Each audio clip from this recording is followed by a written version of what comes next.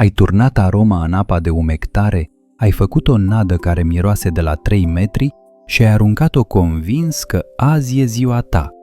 Dar pluta n-a plecat sub apă nici măcar o dată până la prânz. Poate că aroma nu este slabă? Adevărata problemă poate fi exact opusul. Doza este deja prea mare pentru condițiile acelei zile. Și partea periculoasă este că, atunci când vadul rămâne mut, primul impuls este să mai torn puțin. Încă un capac, încă 2 pufuri. Poate aroma nu s-a simțit. Exact aici, o partidă slabă se poate transforma într-o partidă complet pierdută. În următoarele minute îți arăt 4 greșeli simple care apar des în august. Prima îți poate compromite vadul. A doua îți ia orice posibilitate de corectare. A treia te împiedică să înțelegi ceva din partidă. Iar a patra explică situația cea mai frustrantă. Vadul dă semne de activitate. Vezi bule, vezi mișcare, dar momeala de pe cârlig se întoarce neatinsă. Sunt Andrei Munteanu și începem cu o scenă pe care aproape orice pescar a trăit-o măcar o dată. Este o dimineață de august. Ajungi de vreme, înainte ca soarele să urce. Apa pare liniștită, aerul încă este răcoros, iar tu ai totul pregătit. Deschizi găleata și te lovește mirosul dulce. Poate este căpșună, vanilie, porumb dulce sau usturoi. Nu contează numele de pe sticlă. Mirosul este puternic și îți dă încredere. Faci bulgării, nădești locul, așezi montura și aștepți. 10 minute, 20, o oră. Pluta stă ca lipită. Mai pui un bulgăre, apoi încă unul. Schimbi viermele, porumbul, adâncimea. Nimic. La 2 locuri mai încolo, un pescar scoate câte un caras la intervale regulate. Nu pare să aibă o nadă spectaculoasă. Când treci pe lângă găleata lui, aproape că nu simți nimic. Și atunci apare verdictul rapid. Aroma mea nu este bună, trebuie să cumpăr alta. Dar aceeași sticlă a funcționat în aprilie, pe aceeași baltă, cu aceeași nadă, uneori chiar pe același loc. Sticla nu s-a schimbat, s-a schimbat apa, s-a schimbat activitatea peștelui și mai ales felul în care aceeași doză se comportă în acel moment. Aici trebuie să separăm 2 lucruri. O aromă poate fi potrivită, dar doza poate fi greșită, iar o aromă bună, pusă în cantitate prea mare, nu devine de 2 ori mai atrăgătoare, devine doar un semnal mai agresiv. Carasul nu simte aroma exact cum o simți tu pe mal. El răspunde la substanțele care ajung dizolvate în apă.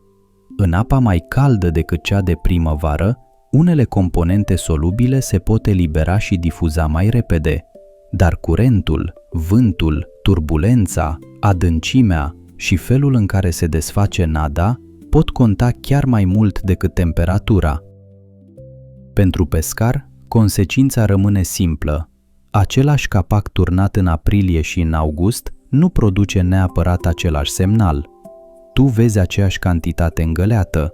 În apă, urma se poate forma mai repede, se poate întinde diferit sau poate rămâne dominantă în jurul vadului. Imaginează-ți că intri într-o cameră în care cineva a pulverizat o singură dată parfum. Îl observi, dar poți rămâne acolo. Acum, imaginează-ți că în aceeași cameră a fost golită jumătate de sticlă. Parfumul nu a devenit mai bun, a devenit imposibil de ignorat. Cu nada se poate întâmpla ceva asemănător. Urma care trebuia să conducă peștele spre hrană ajunge să domine tot locul. Dar nu face greșeala de a folosi nasul tău ca pe un aparat de măsură pentru apă. Ceea ce miroase puternic în aer nu are neapărat același efect pe fund. Unele componente se simt imediat când deschizi găleata, altele se eliberează după ce nada începe să se desfacă. De aceea, un amestec care parfumează mașina nu este neapărat mai eficient, iar unul aproape neutru pentru tine nu este neapărat invizibil pentru caras. Nasul tău are un singur rol util aici: Să observe dacă ai pierdut controlul, dacă după fiecare corecție mirosul devine tot mai apăsător, dacă persistă pe mâini și dacă nu mai poți deosebi mirosul nadei de aroma adăugată, oprește-te. Nu încerca să ghicești până la ce distanță se răspândește mirosul. Nu ai cum să vezi asta de pe mal. Poți însă să construiești o comparație în care peștele îți arată ce variantă acceptă. Mai urmărește 3 indicii. Primul, primești semne la marginea vadului, dar nu în centru. Al doilea, activitatea apare abia după ce încetezi să mai nădești. Al treilea, vadul fără aromă pornește, iar cel aromat rămâne în urmă, deși prezentarea este aceeași.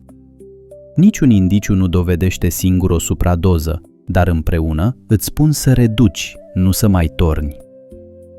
Cum verifici înainte să arunci primul bulgăre? Cu un test de câteva secunde. Ia puțină nadă umectată și freacă-o între degete. Clătește degetele numai cu apă simplă, fără săpun, apoi miroase-le din nou. Dacă aroma rămâne foarte clară, grea și dominantă după clătire, ia asta drept un semn de alarmă. Nu este o analiză de laborator și nu îți spune ce simte exact peștele. Este o frână practică menită să te oprească înainte să torni și mai mult. Mai există o verificare, iar aceasta îți poate explica întreaga partidă. Pregătește 2 porții din aceeași nadă. Ambele porții se fac din aceeași bază, cu aceeași apă, la aceeași umiditate și se treg la fel prin sită. Una rămâne complet neutră. În cealaltă pui o singură aromă, într-o doză mică. Nădești 2 vaduri aflate în condiții cât mai apropiate, dar suficient de separate încât petele să nu se unească imediat. Apoi, pescuiește alternativ. Nu compara o zonă cu mâl cu un prag cu substrat tare aflat la 10 metri. Compară 2 vaduri cu adâncime și substrat asemănătoare. Altfel, nu mai testezi aroma, ci 2 locuri diferite. Și nu schimba momeala la fiecare lansare. Dacă modifici totul deodată, rezultatul nu mai spune nimic. Dacă pescuiești la plută, poți alege 2 vaduri laterale pe aceeași linie de adâncime. Marchează-le mental după 2 repere de pe malul opus. Aruncă aceeași cantitate de nadă în fiecare și mută montura după un ritm stabil. Nu lăsa curentul să ducă pluta din vadul fără aromă în cel aromat, fiindcă în câteva treceri ai amestecat testul. Dacă pescuiești la feeder, folosește 2 repere clare și păstrează distanțe pe care le poți repeta. Nu este obligatoriu să ai 2 lansete. Poți lucra cu una singură, alternând serii scurte și notând vadul. Precizia contează mai mult decât viteza. Un coșuleț care cade cu 3 metri mai la stânga nu mai face parte din același test, ci formează un vad nou. Începe moderat. 3 bulgări aici și 3 dincolo, sau același număr de coșulețe de nădire cu același grad de comprimare. Dacă unul se desface în 30 de secunde și celălalt în 3 minute, aroma nu mai este singura diferență. De aceea baza se pregătește împreună și se separă abia la final. Stabilește dinainte ce înseamnă o serie. Poate fi 10 minute pe fiecare vad sau 5 prezentări corecte. Alege una dintre variante și respect-o. Dacă schimbi vadul imediat după orice tremur al plutei, vei urmări întâmplările, nu tendința, iar noi căutăm tendința. Dacă vrei teste care pot fi verificate pe baltă, abonează-te acum. Intrăm direct în prima greșeală. Prima greșeală este doza din sezonul rece, copiată fără niciun test. Simptomul este clar. Știi că există caras în zonă, poate vezi bule la câțiva metri, poate un pește se întoarce la suprafață, poate vecinul are trăsături. Dar exact vadul tău rămâne mut ore întregi. Nu primești nici măcar acele mișcări scurte care arată că ceva inspectează momeala. Ce face pescarul grăbit? Mai adaugă aromă. Pare logic. Dacă peștele nu vine, înseamnă că nu a găsit nada. Dar dacă a găsit-o și nu acceptă vadul? În acel caz, fiecare capac în plus poate intensifica exact semnalul pe care încă încerci să-l verifici. Doza care primăvara lăsa o urmă discretă poate deveni în august o pată mult mai prezentă.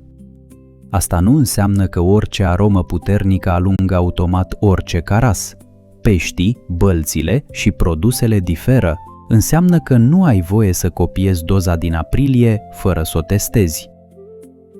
Nu există un număr universal de mililitri. O aromă concentrată și un sirop diluat nu se măsoară după aceeași regulă. Respectă instrucțiunile produsului și, pentru test, pornește de la doza minimă recomandată, vizibil sub ce foloseai primăvara. Poți adăuga mai târziu într-o porție mică. Dintr-o găleată supradozată nu mai poți scoate aroma. Și încă ceva important, nu crește doza pentru o singură lansare fără trăsătură. Compară o serie, 5 sau 10 prezentări pe vadul fără aromă, apoi același număr pe vadul aromat cu aceeași momeală și aceeași precizie. Dacă varianta fără aromă produce trăsături, iar cea aromată rămâne moartă, mesajul este suficient de clar. Nu mai adaugi. Reduci sau abandonezi vadul aromat. Gândește corecția în trepte nu ca pe un întrerupător. Prima treaptă este 0 aromă, a doua este doza minimă recomandată în lotul de test, a treia nu este obligatorie. O încerci numai într-o porție separată și numai dacă varianta aromată o depășește clar și repetat pe cea fără aromă. Dacă doza mică produce, cea mai sigură decizie este să o păstrezi. Nu sar direct de la 0 la o găleată puternic aromatizată. Să presupunem că la 6,5 nădești ambele vaduri. Până la 7, cel fără aromă are 2 trăsături, cel aromat niciuna. La 7,10 scoți primul caras de pe vadul fără aromă. Ce faci? Nu mai torni aromă în al doilea vad ca să-l ajuți. Continui comparația încă o serie, pentru că un singur pește nu este suficient ca să tragi o concluzie.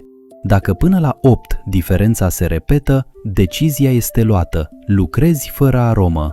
Acum inversează rezultatul. Vadul aromat dă 3 trăsături, iar cel fără aromă, una. Nici aici nu dublezi doza. Succesul nu este o invitație la exces. Refaci exact amestecul care a funcționat, cu aceeași măsură și aceeași cantitate de nadă. Cea mai valoroasă aromă nu este cea mai puternică, ci aceea pe care o poți repeta. Și dacă diferența este foarte mică, 2 trăsături aici, 2 dincolo, fără pește scos, atunci nu inventa un câștigător. Consideră rezultatul neclar și păstrează varianta mai simplă, cea fără aromă, până când apare o tendință. Un test cinstit are voie să spună și încă nu știu. Tocmai asta te ferește de rețete construite pe o singură coincidență. Dacă ambele vaduri sunt slabe, nu condamna imediat aroma. Poate ai ales adâncimea greșită, peștele s-a mutat, oxigenul este scăzut sau prezentarea nu stă bine pe fund.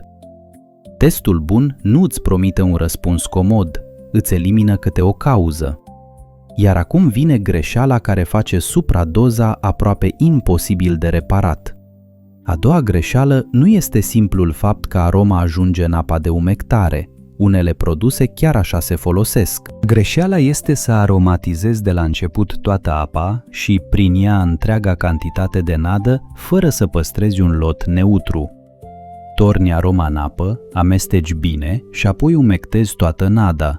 Pare corect pentru că mirosul se distribuie uniform. Tocmai aceasta este problema. Dacă ai greșit doza, ai distribuit greșeala în toată găleata. Nu mai ai un lot fără aromă, nu mai ai martor și nu mai ai unde să te întorci. Unii încearcă să repare situația adăugând nadă uscată, dar atunci schimbi și umiditatea și granulația și viteza cu care se desface bulgărele. Alții mai adaugă apă, dar apa nu șterge aroma deja distribuită, doar schimbă felul în care se desface amestecul. La final, nu mai știi dacă peștele refuză mirosul sau nada care lucrează greșit. Varianta sigură este mai simplă. Umectează toată baza numai cu apă simplă. Lasă-o să tragă, treci-o prin sită și abia apoi împarte-o. Păstrează partea mai mare neutră. Din partea mai mică faci lotul de test. Aroma nu se dozează după ochi, direct din sticlă. O măsori separat, o diluezi într-o cantitate mică de apă dacă produsul permite și o distribui treptat doar în lotul de test. Amesteci, aștepți puțin și faci testul degetelor. Dacă mirosul este deja pronunțat, te oprești. Nu urmărești ca găleata să parfumeze tot malul, urmărești o diferență controlată față de nada neutră. Această rezervă fără aromă îți dă libertate. Dacă vadul aromat începe să producă, poți pregăti încă o porție la aceeași intensitate, nu mai puternică, ci la fel. Dacă nu produce, continui cu nada fără aromă. Iar dacă bănuiești că ai depășit doza, poți dilua o cantitate mică din lotul aromat cu baza fără aromă, fără să sacrifici toată găleata. Dar să spunem că ai ajuns deja pe baltă cu toată nada aromatizată, nu ai rezervă și vadul tace. Primul pas este să oprești nădirea, nu să maschezi mirosul cu altul. Un al doilea parfum peste primul nu șterge greșeala, doar mai adaugă o variabilă. Dacă ai nadă fără aromă în bagaj, pregătește separat o porție mică cu apă simplă și deschide un al doilea vad. Nu arunca imediat peste vadul deja încărcat. Vrei o zonă curată în care să poți compara? Chiar și câteva sute de grame păstrate deoparte pot salva restul dimineții. Dacă nu ai absolut nimic neutru, redu ritmul de nădire și lucrează cu cantități mici. Verifică un loc nou doar cu momeala de cârlig, fără să mai construiești încă o pată puternică. Nu este situația ideală, dar îți oferă mai multă informație decât să arunci aceeași nadă la fiecare 5 minute și să speri la un rezultat diferit. Nu turna apă simplă la întâmplare în găleată ca să speli aroma. Mirosul nu dispare, iar nada poate deveni prea umedă și inertă. Nu adăuga pământ doar fiindcă este închis la culoare. Pământul schimbă volumul, greutatea și desfacerea. Poate fi util într-o rețetă planificată, dar nu este o gumă de șters pentru supradoză. Cea mai bună salvare se face de fapt înainte să pleci. Păstrează într-o pungă închisă o porție de bază uscată sau transportă lotul neutru într-un recipient separat. Nu ocupă mult loc, dar îți păstrează cea mai importantă opțiune de pe baltă, posibilitatea de a reveni la zero. Observă o capcană. Când aroma funcționează, mulți pescari trag concluzia că mai mult va funcționa și mai bine. Nu. Faptul că ai găsit o doză la care au apărut trăsături nu înseamnă că trebuie să o depășești. Păstrează exact dozajul care a produs primele semne și schimbă-l numai dacă testul comparativ îți dă un motiv. Scrie în comentarii care variantă câștigă la tine, lotul aromat sau cel fără aromă. Doar 2 cuvinte. A treia greșeală este să amesteci mai multe arome chiar de la început. Puțină vanilie, pentru că a mers anul trecut, câteva picături de usturoi, pentru că un prieten a prins ieri, un puf de aromă de căpșun pe momeală, ca să fii sigur. La final, găleata miroase interesant pentru tine, dar testul nu-ți mai spune nimic. Problema nu este că 2 arome nu pot funcționa niciodată împreună. Uneori pot. Problema este că atunci când schimbi 3 variabile simultan, partida nu-ți mai oferă niciun diagnostic. Dacă nu ai trăsături, care componentă a fost prea puternică? Dacă prinzi 2 carași, ce anume i-a atras? Iar data viitoare, ce repeți? Un pescar poate face 10 ieșiri cu 10 amestecuri complicate și să rămână cu impresii. Altul poate face 4 ieșiri cu câte o singură variabilă și să rămână cu date clare. Într-o baltă pe care o frecventezi, informația valorează mai mult decât o rețetă auzită pe mal. Regula este simplă: o singură aromă testată într-o partidă. Nu o familie întreagă de mirosuri și nu un cocktail făcut din resturile a 3 sticle. Notează în telefon aroma, doza măsurată, ora primelor trăsături și vadul din care au venit. Nu ai nevoie de un tabel complicat. O notiță poate suna așa: vad fără aromă, 3 trăsături între 7 și 8, vad cu usturoi, 0. Sau invers: văd fără aromă, o trăsătură.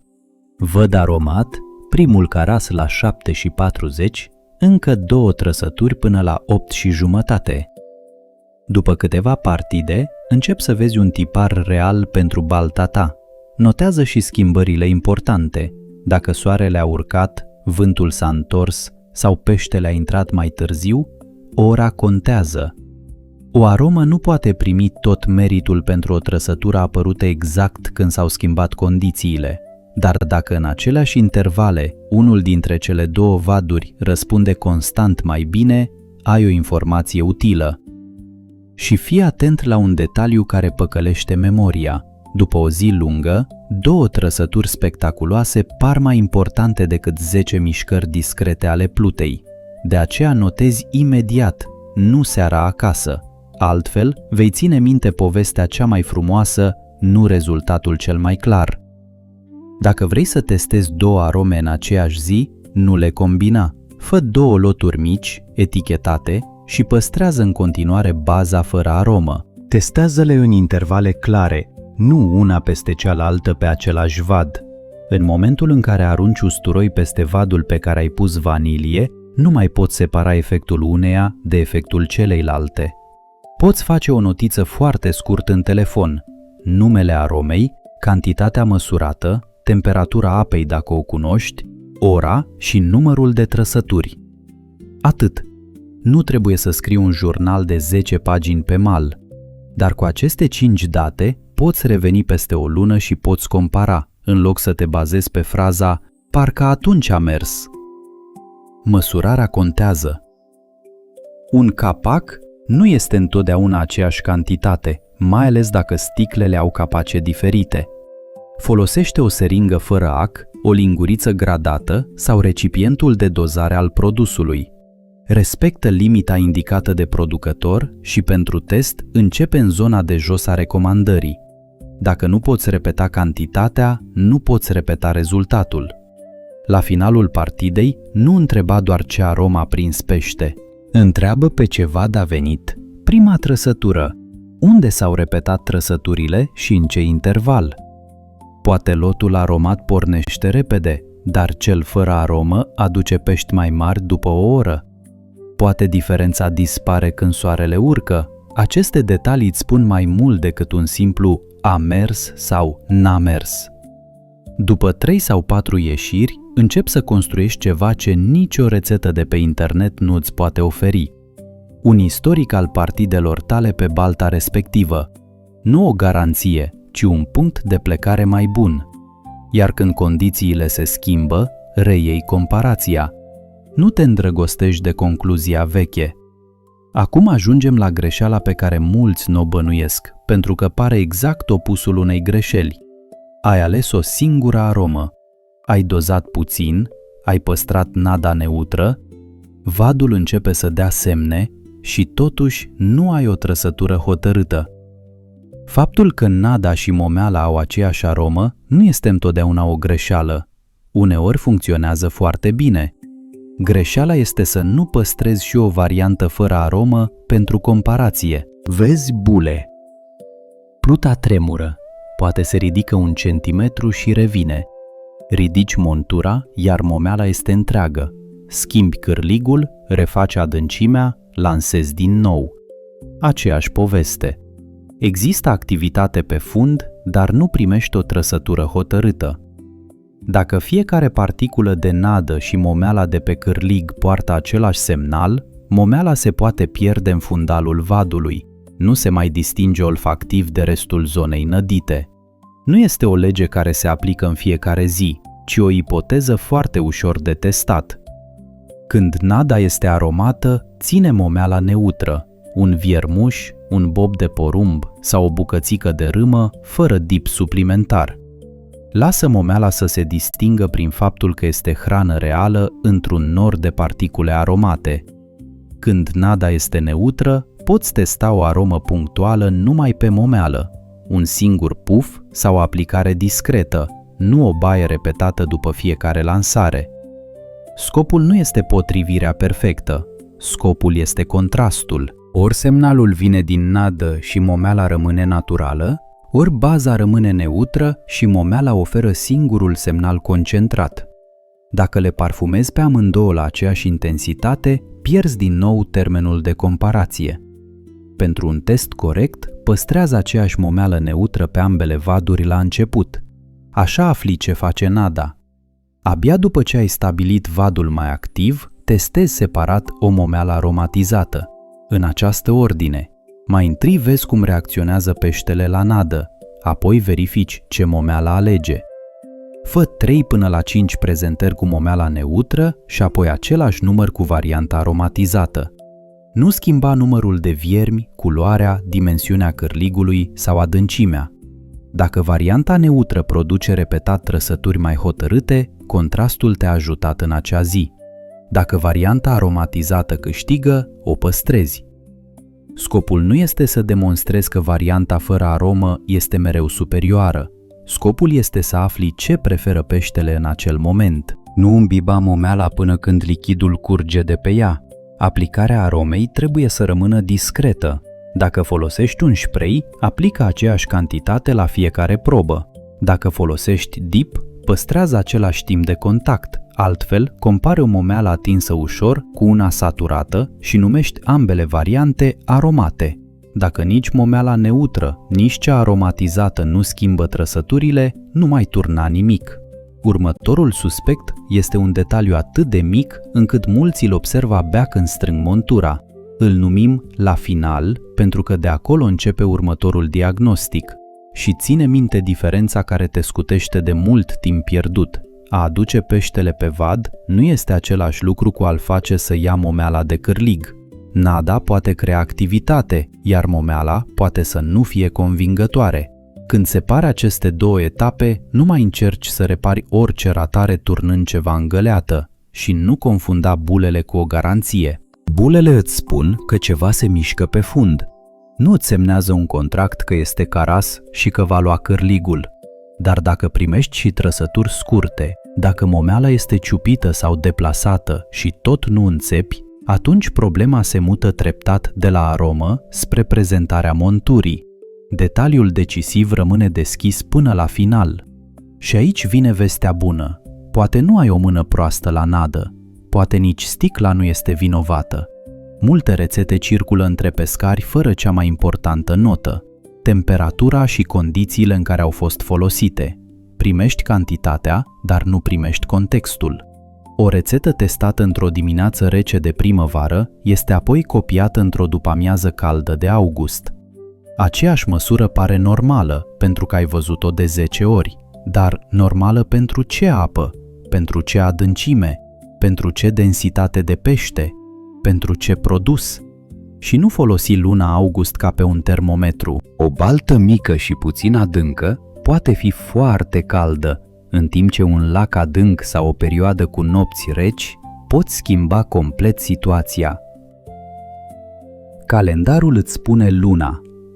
Apa și testul comparativ îți spun doza de la care merită să pornești.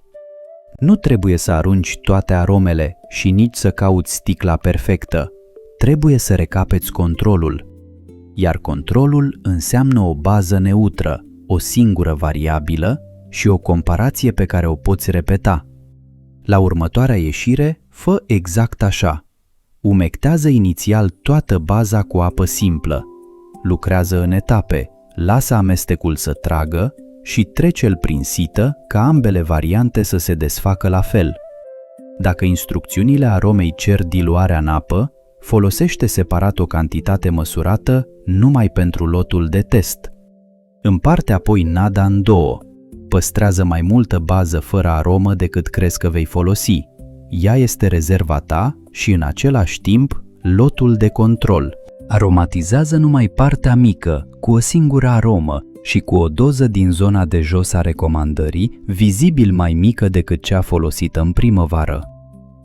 Înainte de primul bulgăre, fă testul degetelor. Freacă, clătește cu apă simplă și verifică.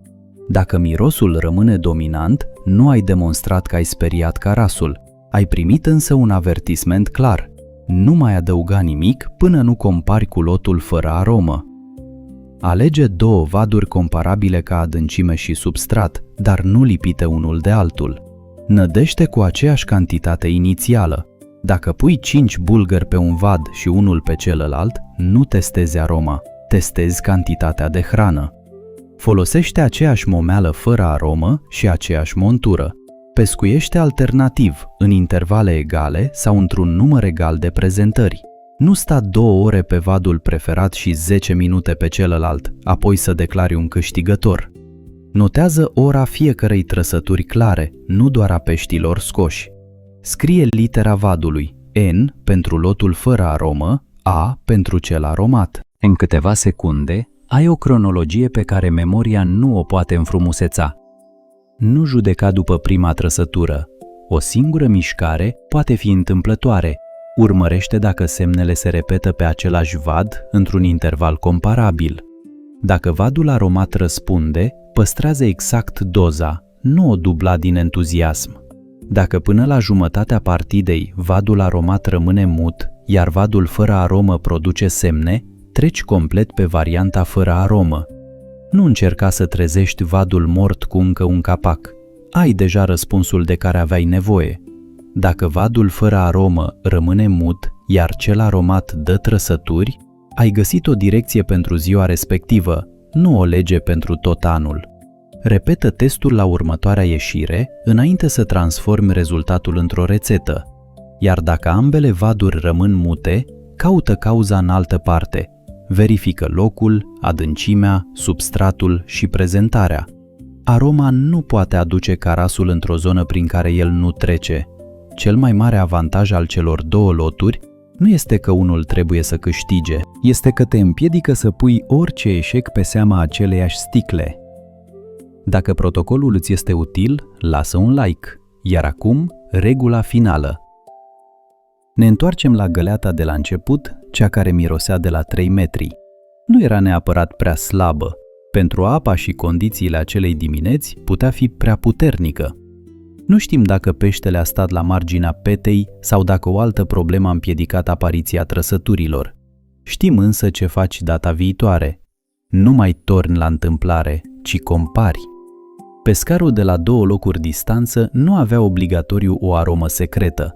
Poate că a creat doar un vad mai puțin încărcat, cu o nadă pe care peștele o putea inspecta fără un semnal dominant. Ține minte regula practică. Dacă mirosul îți rămâne puternic pe degete după ce l-ai clătit cu apă simplă, ia asta drept semn că trebuie să te oprești. Nu turna mai mult. Treci la lotul de control, testează cele 2 vaduri și lasă trăsăturile să decidă. Dar ce faci atunci când vadul dă semne, pluta îți arată viață, iar momeala se întoarce doar ciupită și nu reușești să înțepi?